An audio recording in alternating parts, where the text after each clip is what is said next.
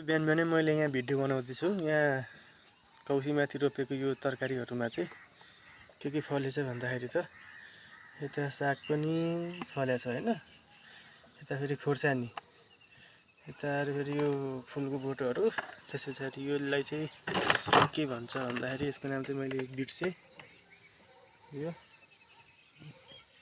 योहरू यता फेरि आएर साग हेर्नुहोस् कस्तो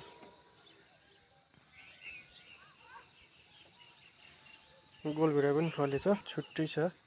यता चाहिँ रोप्नलाई बाँकी नै छ हैन, फुलहरू